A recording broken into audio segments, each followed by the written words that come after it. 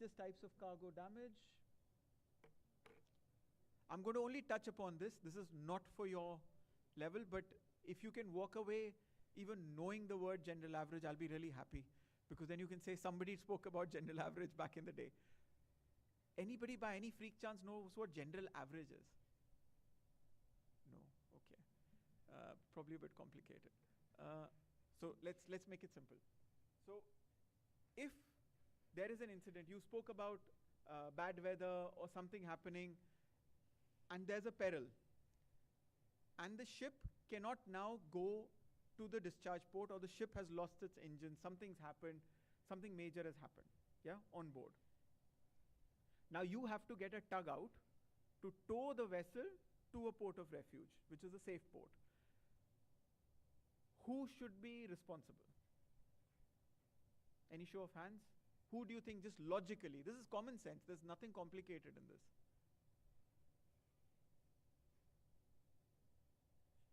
Ship owner. Anybody thinks anybody else should be responsible? Or anybody thinks somebody else should also pay towards this? Because the ship, if the ship owner has done something wrong, okay, he didn't maintain his engine, something, okay, understood. But if it's just, you know, that things happen, things can go wrong.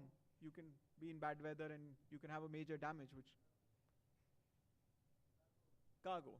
So cargo is a part of people or insurance or an ownership that needs to contribute. And the concept comes from that. The concept comes from if a peril is there or if something's gone wrong and you need it to get better, or you need to, it's going to benefit. So who's going to benefit if the ship goes to a port of refuge and doesn't sink? The cargo also, no. So the ship owner will benefit, his ship will be safe. The cargo will benefit, the cargo will be safe. It gets more complicated because the bunkers are often provided by the charterer, so the charterer will also benefit, but let's forget that for now. So all of them should contribute towards that. That is where general average comes from, yeah? So general average, risks are not covered by P&I, but if the owner is liable, that means that the vessel was unseaworthy at the commencement of the voyage. Does everybody knows what that means? Everybody's done seaworthiness? Yeah? So seaworthy ship, unseaworthy ship. Cargo-worthy ship, is that a statement? Has anybody heard of that? So if you're seaworthy, you're cargo-worthy. Otherwise, you're not seaworthy. Simple. Yeah? What cargo-worthiness often comes towards is for a particular cargo. So you might be seaworthy generally because you were a ship which was carrying grain. But if you're suddenly going to carry logs and you carry it on the same basis as you carried grain, and you said my vessel was seaworthy, but then you sank, although log ships don't sink that easily, they do, but not that easily because it's a floating thing. You can't then say that, oh, my vessel was seaworthy, but not for this cargo. So you were not cargo-worthy, unseaworthy again. What it leads to is unseaworthiness. So if you were unseaworthy, because we only insure prudent ship owners, that means ship owners who've taken all the precautions to make sure their ship was seaworthy. But if it was unseaworthy, then P&I would pay out towards the owner's share. Or, let's make that perfect, towards owner paying cargo's share. So the ship itself, the body of the ship is insured by, I did it at the beginning, H&M. So H&M pays for the body, and that means to protect the body also the H&M should pay. But cargo should pay. But if the vessel was unseaworthy, then the owner needs to pay for the cargo because he's responsible. That P&I takes. Fines. We cover fines as long as they're legitimate. There are limitations to what fines we cover. It's in the rule book. As I said, for pollution, it's accidental. Similarly, there are some fines that are covered, some that are not. Smuggling is not covered anymore. It used to be at one point, long time, not too long ago, but long time ago. But as of right, smuggling is not covered. Do not get into it. Do not encourage it. It's a big problem at sea, even today. Even though you might not be doing it, even if you see somebody else do it, or you realize that you're in a port where it's a big problem, drugs are a big problem, be vigilant. That's all is from a P&I point of view. We tell you be vigilant. Security, I touched upon it. So everything that we do in terms of providing security is a very big interest and asset to the ownership. Ships sail and sail out quickly after an incident because the P&I clubs provide security. If an owner was to say, I will provide you security, most likely it will be in the form of a bank guarantee, which means that an owner will have to provide the bank with money. If it's $10 million, he'll have to provide the bank with $10 million, then the bank will give a $10 million security. For P&I clubs, all we give is a letter which looks like a paper like that and says, if my owner is responsible, I will pay. That's good enough. That's a very big step. And that goes sometimes in the hundreds of millions also, which is acceptable. So that's why P&I clubs say that we are worth what we do. Where you'll see P&I on board, once you go on board, you'll see a P&I surveyor. Right? Oh, okay. Come on board, you'll hear about all this more. Yeah? Blue card. Last thing, I promise you can all, I don't know, go listen to Vinay, who's a better speaker. Blue card liabilities are liabilities towards things which we as a P&I club have agreed to cover as of right for the industry. And we issue something called a blue card certificate. So a blue card is for wreck removal, for pollution, for bunkers, not just cargo, but also bunker blue card. And there's an MLC blue card, but that's slightly different, which basically is not a guarantee. It's a guarantee for the security of the seafarers for them to be able to sign off. But it is not a covered risk, hence we still have a claim against the ship owner, our own member, if we are paying out under our blue card liability for MLC. That's the gist of it. MLC is basically to protect seafarers, protect you all. If your owner goes bankrupt or leaves the ship or abandons the ship, then for you to get back home, you to get your wages, that is MLC, covered under MLC. I'm hoping somebody will ask me some question. No, okay. No. There is no blue card for cargo. Cargo, only oil. Oil cargo, there's a blue card, yes. So in general around the world, it's a blue card liability for oil, so that if oil goes into the water, it's basically pollution by oil. But in America, it's a COFA, or a Certificate of Financial Responsibility. So it's slightly different, but again guaranteed through the P&I. No? Well, thank you so much. Thank you for your time, and thank you for being good listeners. Hope you'll remember some of it. Thank you.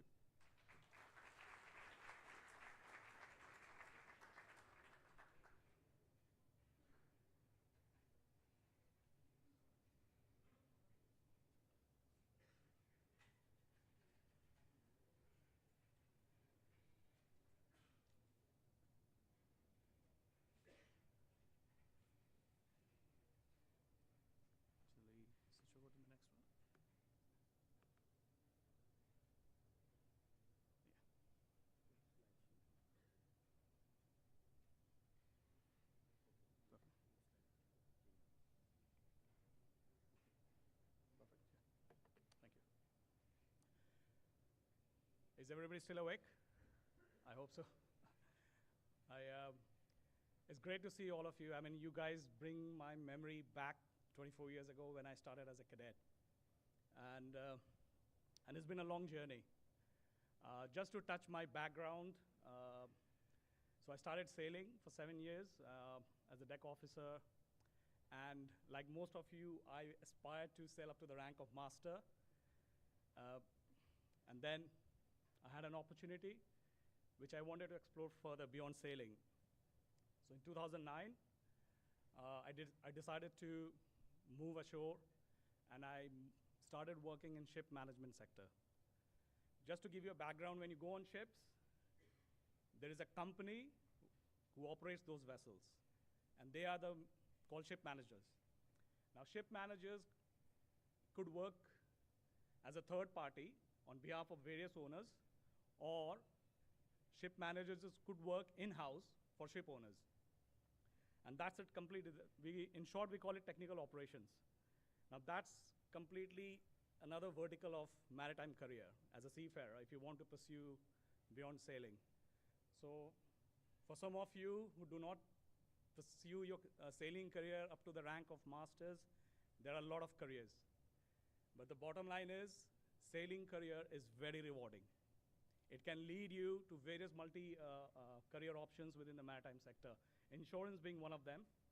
You got technical operations, you have commercial operations, but I still value my sailing career, even though I sailed for 7 years. But what I learned, what I gained during those time, I still use them in my day-to-day life ashore. So it is a very rewarding career, and I can guarantee you, it's up to you how far you want to push yourself, and the horizon is how far you want to push it. Before I get into my slides, I just want to touch base on the safety aspects. When you go on board the vessel, on-board sailing is all about common sense. We say it in our sailing days. It's all about common sense, which is not very common on board. And why it is not common? Because you are working in a very different environment to what you have been used to.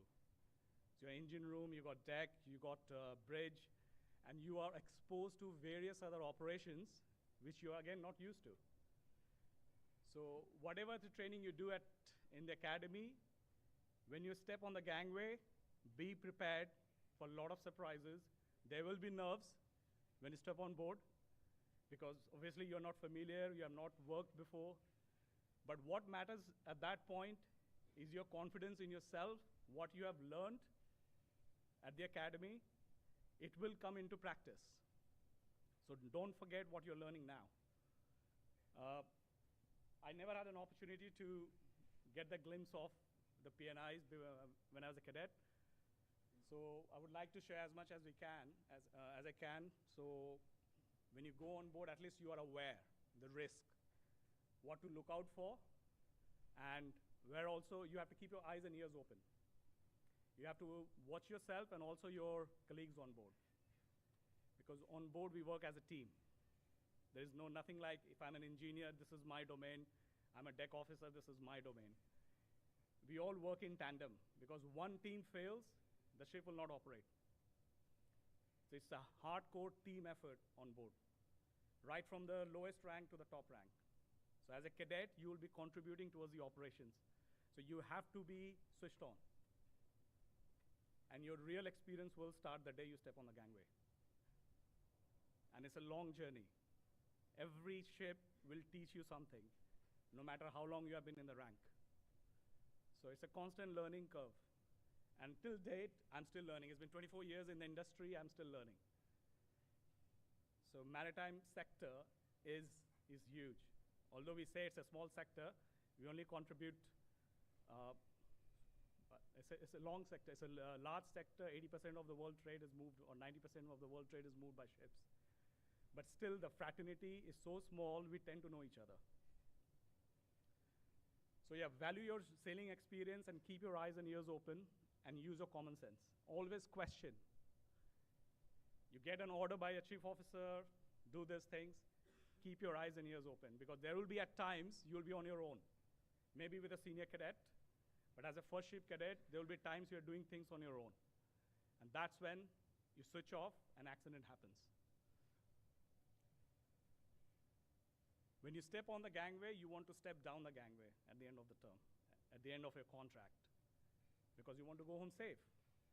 And you've got a long career ahead you want to pursue. So every ship, when you switch on, you step on, please keep your eyes and ears open.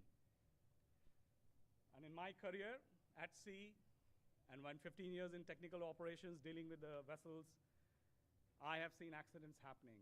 And a lot of times I've done investigations. The root causes, lack of awareness, lack of experience, complacencies. And these creep in. It will eventually creep in, but you've got to be aware. With your experience, a lot of times you're doing the routine jobs, and suddenly, bang, one incident's happened. So complacency, do not let it creep in. No matter how familiar we are with the ship, with the cargo operations, with the mooring operations, your day-to-day routines. So it's very important. Because I've worked with ship owners. At the end of the day, ship owners want the crew to go home safe. So sitting in the office, ship owners can't do that. You guys on board, you are in the front line of the ship owners. So we create procedures, we write procedures, we have regulations, but at the end of the day, it's a human. We have to make sure we follow them. If you don't follow them, accidents are bound to happen. With that, I will start.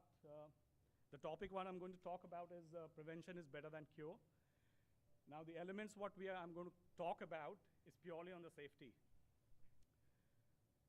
How many of you are aware of ISM code?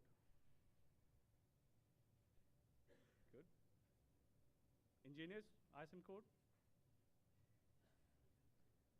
So International Safety Management Code is part of SOLAS. Now that code is what dictates the ship operations. So ISM code says the company needs to be certified to have the document of compliance, the certificate. Company should have a safety management system. Without the safety management system, company will not be issued document of compliance. Without the DOC, owner cannot operate. And once the DOC is issued, each ship will have a certificate, called safety management certificate. And again, that's a license for the vessel to operate. So without the SMC, and then we have got the ISSC, International Ship Security Certificate. Without these two certificates, vessel cannot trade out. Now the ISM code defines all the elements of safe operations on board. So I'll be touching base on that, but at the same time, I'll be talking more about the safety, and I'll throw some scenarios, see whether you can do some guesswork. So let's start. So the 3 points I'm going to cover is the personal safety, is basically seafarer safety, people who are on board, and also the importance of safety management system. Why do we write safety management system? What is the need? We know the ships, when you go on board, you're doing your routine tasks. Why do we have a system then? And an overview of key tools within the SMS.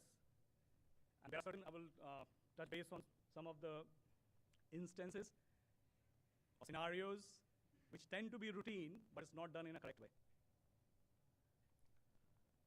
Right, let's talk about personal safety. What do you think of this guy doing?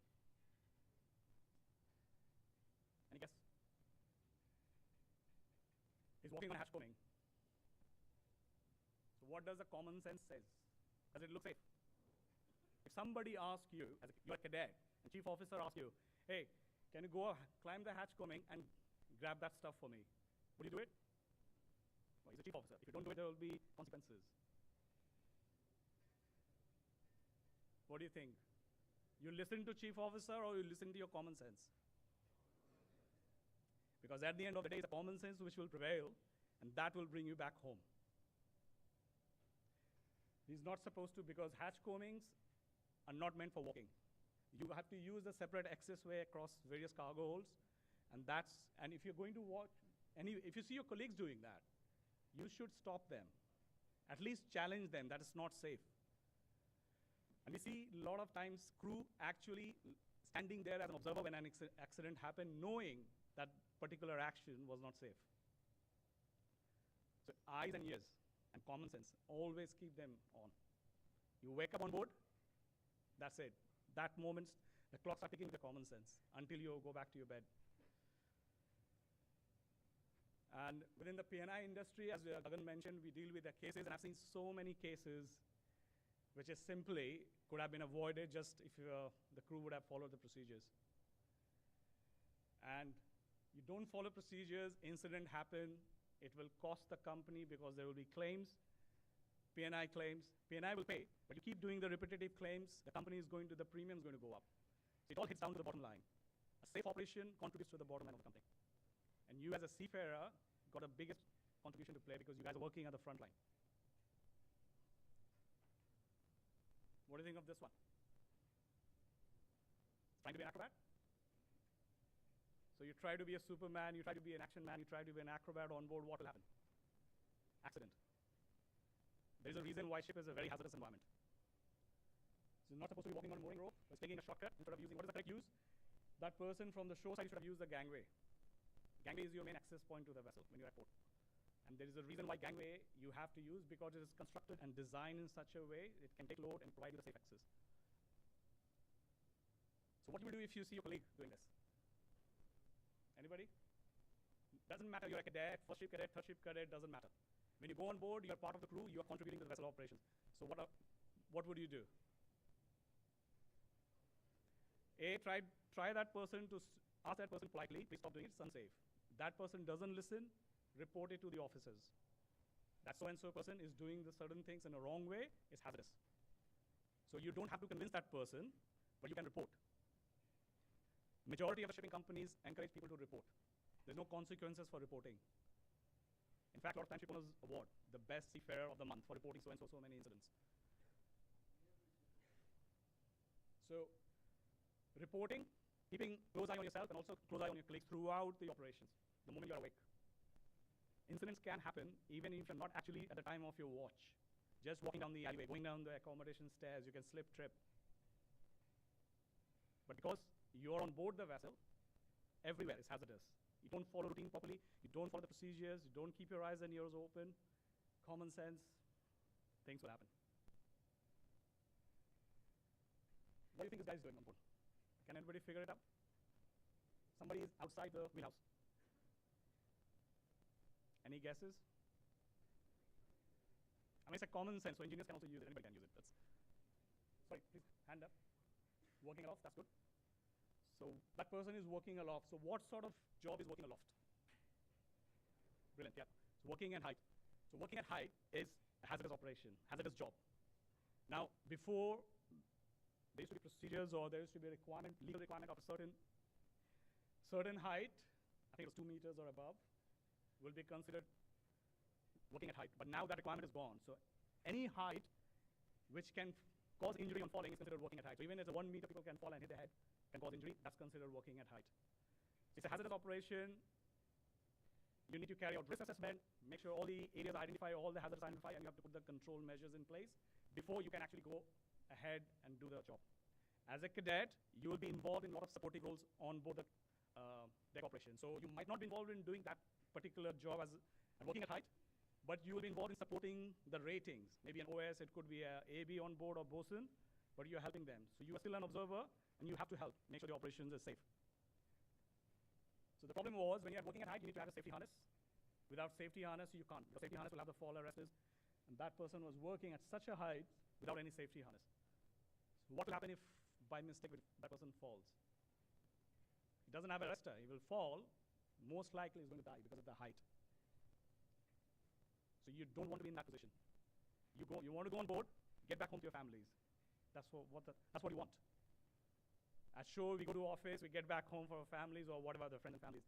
Ship, it's a long time. It's not just 9 to 5 job. You're coming back. You're going there for 5 months, 6 months, depending on your contract. And it's a long time to stay focused. But it's rewarding. You stay focused, you'll be rewarded at the end. You'll be going home safely. That's a zoom-in photo of that guy, actually. It's another working at height. It's trying to be a Superman, or Spider-Man, I guess. Climb anywhere. What do you think of this? So if you're sailing on container ships, the reefer cargoes, those reefer cargoes, on board is a requirement to read the temperature because temperature goes into the daily record. The chief officer is responsible for maintaining the record. Generally, it's the ETO and the cadets who will be going to do the reefer around at sea. You might not be assigned that task at your first ship, but might be second ship, third ship. And every reefer unit has got a digital indicator. That's what this guy is trying to do. But you don't read that reefer unit reading in that position. A lot of container ships will have a lashing bridge. When you climb on the lashing bridge, you go and read the reefer units. If there is no lashing bridge, always ask for a ladder and make sure the ladder is secured before you climb on it, and then you read it. But do not do this. A bit of roll on the ship, that person will fall and literally you will have a head injury. And head injury can go to any extent. Again, this gentleman, what do you think he's doing? Any guess? Standing on the hatch combing, watching the cargo operation. Do you think it's the right way of doing it, monitoring the cargo operation? What would you do if you see somebody doing it? Ask the person not to do it and report it. Because somebody in your position might challenge you, who are you to tell me? But you can always report it. Report it to your watchkeeping officer. If your watchkeeping officer is doing it, report it to the chief officer. But make sure it is reported. Why it is important when the investigation happens, ship's crew are questioned, and you have to give the right answers. And that helps the P&I clubs in dealing with the incidents and paying the claim out. Another example. You know what activity is doing? Any guess? Hands up. So it's meant, right, yeah, it's meant carrying out maintenance of the David, life of David. But what is missing, actually? Safety harness. Why? Because it's working at a height, right? If he falls, massive injury. This is an interesting one. Who can guess what is wrong about this picture or this photo? Any guess? Please raise your hand. I can't hear you in the group. So he's got a safety harness on, right? But look at where his clip is. It's not hooked up. So what happens if he falls? His fall will not be arrested, right? Because it doesn't have the hook connected to a strong point. What will happen? He's doing the gangway work, actually. He's actually preparing the gangway for arrival port, which a lot of times you guys will be doing that along with the ratings. And you will find throughout your cadet ship varying degree of ratings experience. Someone will try to do job in a short way, someone will try to do in a very quick way, but do not get caught up into that. Make sure you are very aware of that operation. If you do not understand any operation, ask questions. Because cadet time is the best time to ask, because you can be ignorant. You are the junior most rank on board, least experience, and that is the best time to ask questions. Nobody's going to tell you, oh, you don't know this, you don't know that. Especially the first ship cadets. That's your best opportunity. Ask as many questions as you can. No matter, even if you know it, just to clarify your thoughts. This is an interesting one. Some of you might say on bulk carriers. What is happening here? Any guesses? This is loading. I think it's loading clinkers. The crew is watching the clinkers without any safety goggles and safety helmet. Now, PPE is one of your equipment which should be with you throughout your duration on board the vessel. And PPE, it's your responsibility to make sure the PPE is in good condition, your helmet, your boiler suits, your gloves, your safety boots. Without that, you are exposing yourself to incidents. Even walking around the ship, you need to have, even you're not involved in the direct day-to-day operation, you just want to take a walk on deck, please make sure you got your PPE, at least the helmet. This one. Engineers, any guesses?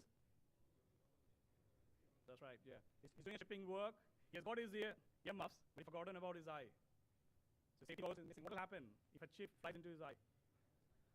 Eye injury, and we don't know how extended it can. He might end up losing his eye. And that's it. That's the end of your sailing career. So safety is so important. One small incident can lead to the end of your career. So you've got a lot of thinking to do before you step on the gangway. The consequences are very high if you do not pay attention and do not follow the procedures. Repeatedly, all my 24 years of career, I have seen procedures are written, not followed, incident happens, accident happens, injury, shortcuts. This was taken in a shipyard. So I will not blame to the crew, but this is one of the examples of safety. Shipyards is a good example. When you go on board, some of you might have the opportunity to take the vessel be on a vessel which is going for dry docking. So when the vessel is at dry dock, you are dealing with the shipyard personnel who are coming on board to do all the various dry dock works on board. And that's why you will see the varying standard across the world. Various ports will have different degree of standards. However, all you have to do is report it. At least chief officer is aware, master is aware that there is some crew or shipyard personnel on board who do not have the right PPE with them, and accidents could happen. So at least master can protect themselves by logging it down so that the shipyard do not claim from the vessel. But again, these are based on because you got to be switched on, be observant. A lot of times you guys will be the eyes and ears of officers on board. Because you will be doing a lot of stuff at the ground level where when a cargo operations, opening valves, going into the cargo holds. And you can't say, no, I don't want to go to cargo holds, because you need to understand the whole operation, so you have to go down to the bottom to understand it. And that's where if you're not switched on, something will happen. These are some innovative ways of not being safe. Again, these are all taken from the shore, not from a ship, but you will find these interesting people on board when the vessel is in dry dock. That's a great innovation here. This is one of the demolition yard in India, where the ships get demolished. It's an interesting one. Can anybody guess what is the problem in this photograph? So the vessel is arriving port, not actually arriving port. Yes, yeah. Vessel arriving port, made fast the tug. Okay, let's put it this way. How many of you are aware arrival departure port requires a tugboat for movement, maneuvering the vessel? It's good. Okay. Most of you are aware. So that's a tugboat. It's pulling the vessel. It's swinging the vessel around the turning basin. What is the issue here? Or what could go wrong? Now, this photograph was taken when the incident did not happen. So we call it near misses. In your shipboard operational procedures, incidents which can lead, or events which can lead to an incident. It's called near misses. Now, near miss, it's probably a near miss. Any guess what could go wrong here? or what is something not right that could lead to an accident here. Deck cadets, mooring operation, very important, tug movements, tug lines. They are biggest one of the, like snap zone of tug lines. If tug line snaps, you are in the snap zone. You could lose your legs, your body could splice into two. It's very severe injury. So the issue here is that mooring, the tug line is spliced into, so two lines they have actually spliced into one. That's not allowed. It should be one continuous piece of rope. And I think the deck officers at the mooring deck did not report that to the master. So when you're at the mooring deck, assisting the crew, assisting in the mooring operations, again, if you see anything unusual, you need to report. Report it to the officer. The officer can contact the bridge, and they can take action before an incident happens. It's one of a very critical operation, mooring operation. If you're sailing on big container ships or tankers, the amount of mooring winches you'll be dealing at any given time could be 4 or 5. Big container vessels will have about 10 mooring lines any given time. So with one mooring rope, you multiply that risk 10 times. So you're 10 times prone to the hazard, which is the snapping of mooring ropes, or parting of mooring ropes. This is an interesting one. Any guess what's wrong here? So the spring line, which is the forward spring line, has been used all the way back as a spring line from the aft. Would you run a forward spring line all the way back, or rather you'll use one of the stern lines to make fast the aft of the vessel? What does the common sense says here? Because it's aft, right? You want to secure the aft, rather use the aft winches and aft mooring lines, isn't it? But somebody thinking, oh, they want to retain the aft mooring lines in good condition, just use one of the mooring lines. But you'll be surprised, some of the ports, you'll have port PSCs coming on board, port state control officers, they can detain the vessel if they spot any safe hazards, like safety issues. And this is one of the safety issues, vessel could be detained.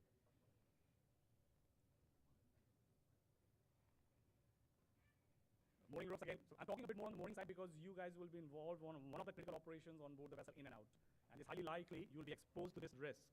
So, so these mooring ropes, anything doesn't look in good condition, which is all the strands falling off from the mooring rope, should be taken off service. It should not be used for mooring operation. That's not safe. You can report that to the onboard management. Most of the companies will have a safety officer on board, and their job is to pick up these safety aspects, look into that, and report it to the company. So as a cadet, spot it, you know this particular mooring rope shouldn't be used, and it will go wrong. Believe me, under tension, this will be the rope part first. Any guess? What is this guy doing?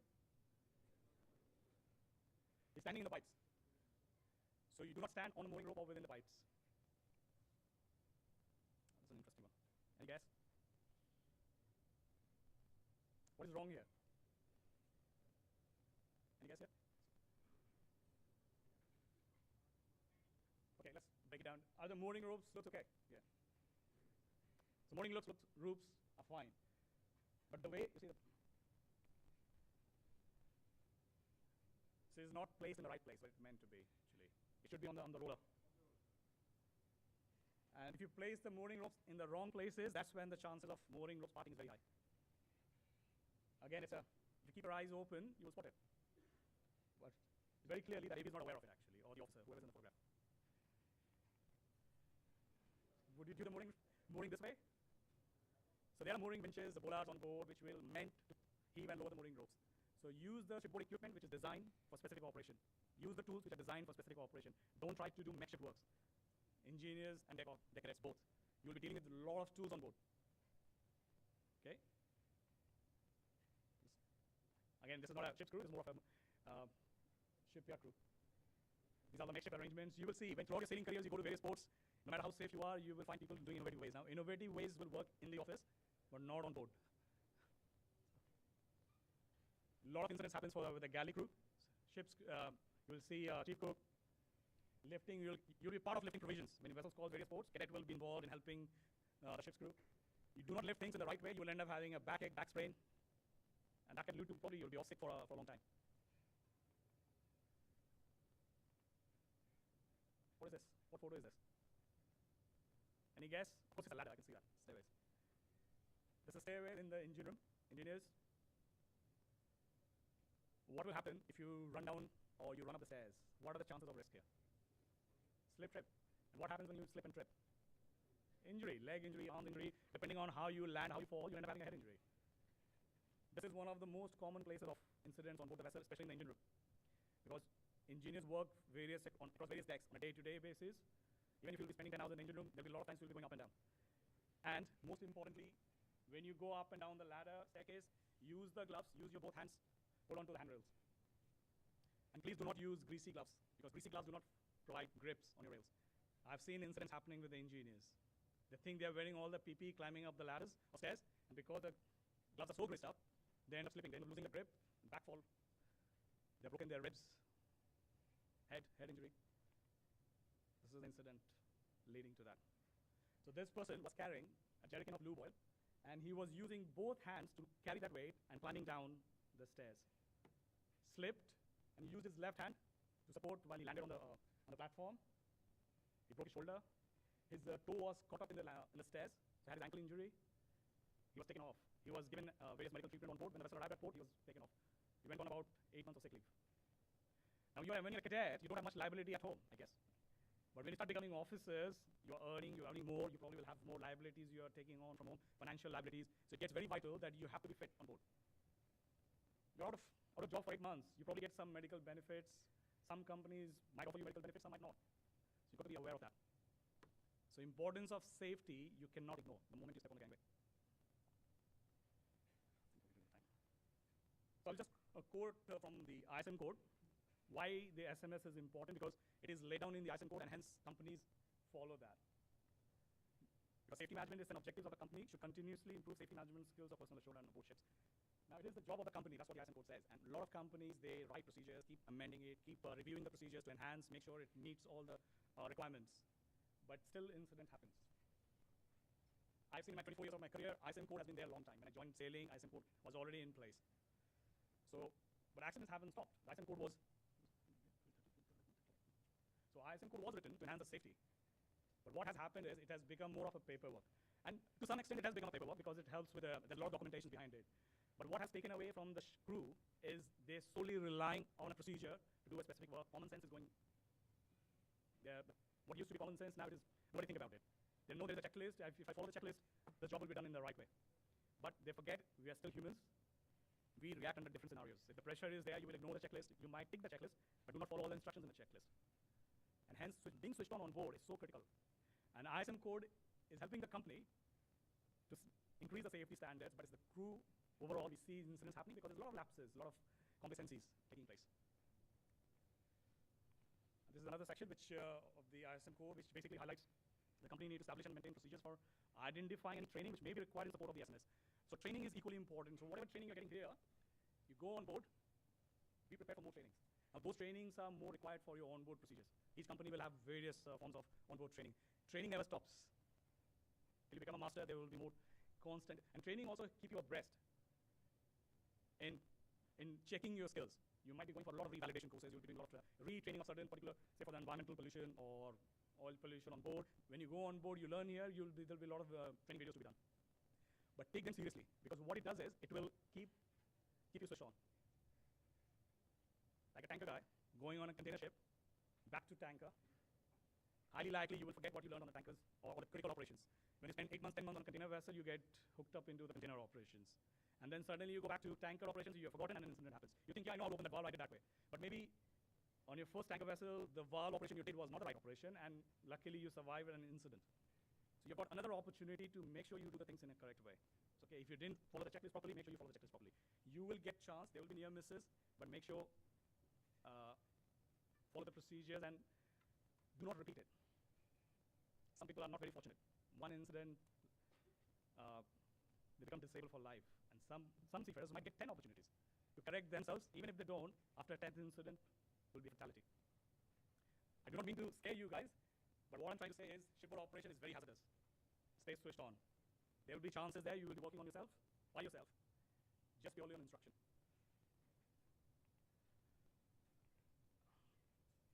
Yeah, so I'll talk about some of the onboard operations which supposed to be done the right way has not been done the right way.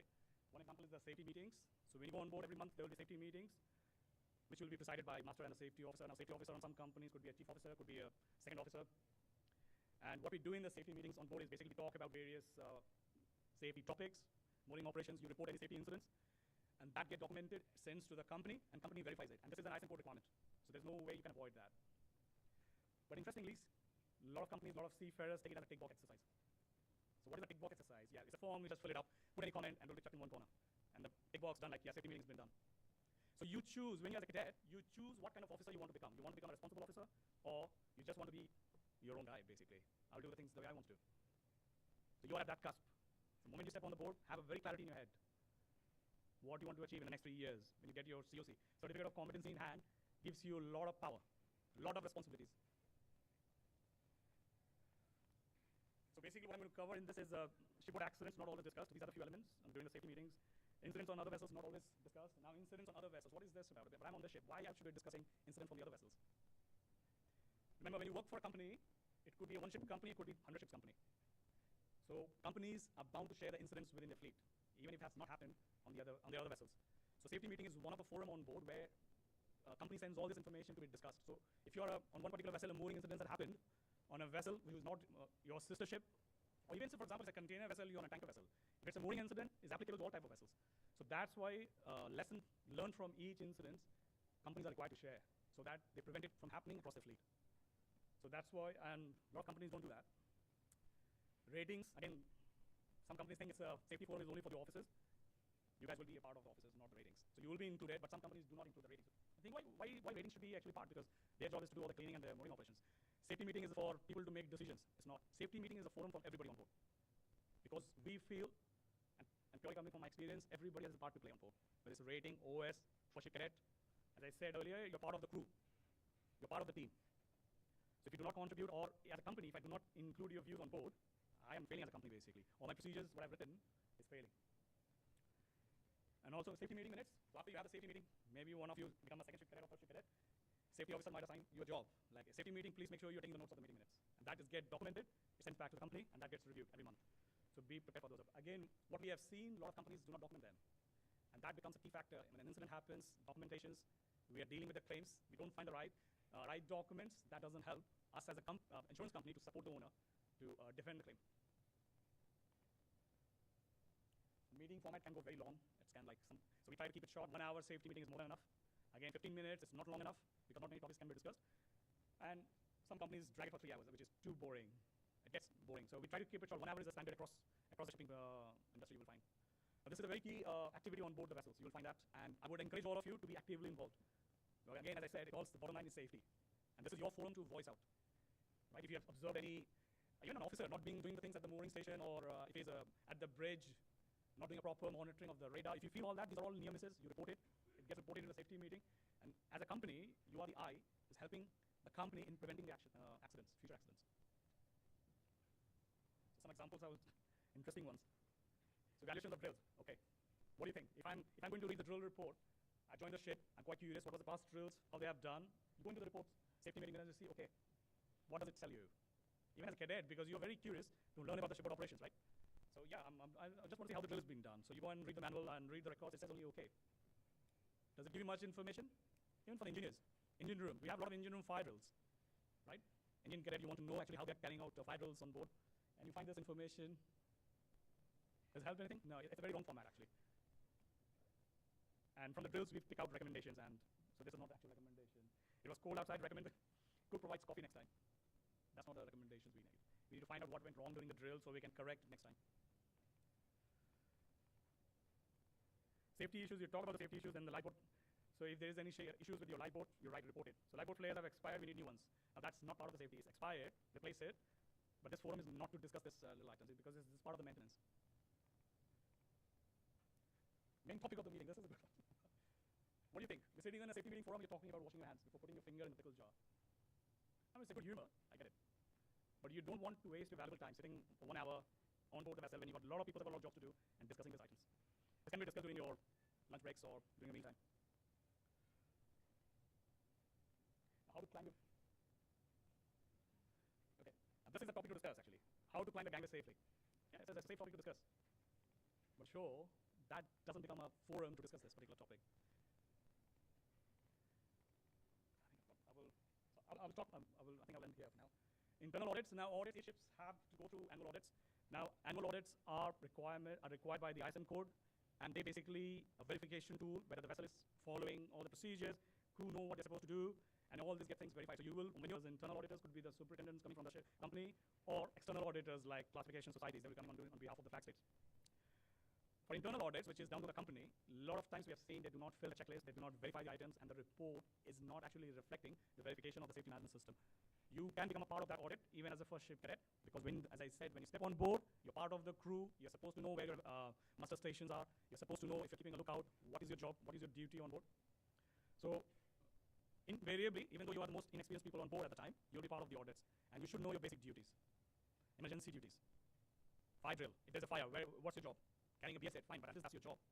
Some of you might become actually maybe a second ship cadet, you can become a part of the fire team, carrying hoses. These are very vital, so you should know your duties. So some checklists sometimes not used repeatedly, familiarity with duties often overlooked.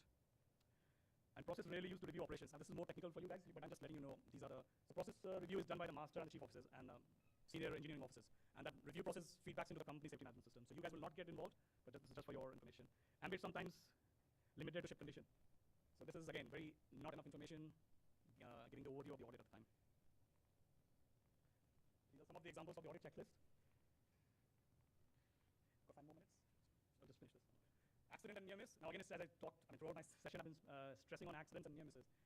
Near miss, as I said, is the bottom of all the reporting that leads to an incident. So near miss, you can only report near miss if you're switched on. You've got your eyes and ears open. Engineers, you're working in more hazardous environment. You're dealing with a lot of machineries, you're dealing with a lot of hot works, you'll be dealing with a lot of valves, which are pipelines, which are high pressure pipelines. You've got to be very, very, very careful. And a lot of times you'll be working in a very hot atmosphere. If your vessel is coming to Middle East, Persian Gulf, summertime, your engine temperature can go over 40 to 50 degrees. And you still have to work because the vessel has to move in and out. So you have to keep your eyes open so that you can report near misses. Yeah, this is one of the poor example of near miss investigation findings or even for an accident. Send him to hospital. That's a corrective action. This is again getting more technical, but when you are on board, you have an accident, there's an investigation, as per the ISM code, we need to identify what was the corrective action, like incident happened, then what did the vessel do, what did the crew do, and also the preventive measures, what steps were taken so that the incident do not happen. And companies do not do this in the right way, they're failing the internal audits. All this will be verified. And what will happen if you fail internal audit, by the way? Any guesses? So if a vessel fails internal audit, now internal audit, as I said, is internally within the company. Company will question master, chief engineer's authority on board. What was it going on? Why actually you're failing? If you're failing, it's an indication that the systems are not being followed, which means there will be repercussions or the incidents are bound to happen. We as BNI Club, when we investigate, this could become our investigation documents. And the series of failure of these documents will lead to a failure of ISM, which could lead to the failure of cover. So now you understand, everything you do on board has got a consequence if you don't do it properly. And some of these are poor examples of near misses, and they're basically what you're doing with the corrective actions. Yeah, we'll play the safety video, I think, just to keep you engaged. It's an interesting video. What it's basically saying is risk and hazards, they go in tandem. Hazards is always going to stay. You can't remove the hazards. What you can do is reduce the risk coming from the hazards. And that's why we do carry out risk assessment. When you carry out the risk assessment, you're bringing down the severity of those hazards. So you can perform the work in a safe way. So never think that a hazard is gone and you let go your guard. It is always there waiting for an incident to happen.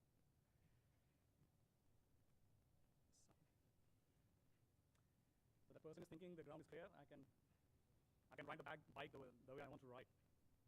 So what happened was there was a complacency.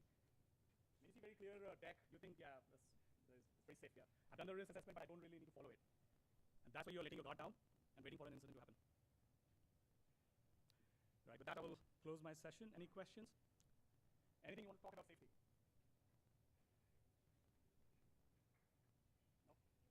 Engineers, anything you're interested in knowing? Workshops, working in the workshops, orders, working with the oilers, tech cadets, working with the crew, you've got to be very watchful. You will find a lot of ratings who cut corners. And you don't want to be a chief officer in the future, you want to become, who have learned as a cadet, a lot of jobs you're cutting corners with. You will become a very risky asset on board. Right, so with that I think I will close my session. Thank you for listening, and I hope you'll have some takeaway. Yeah, I think we'll take a lunch break.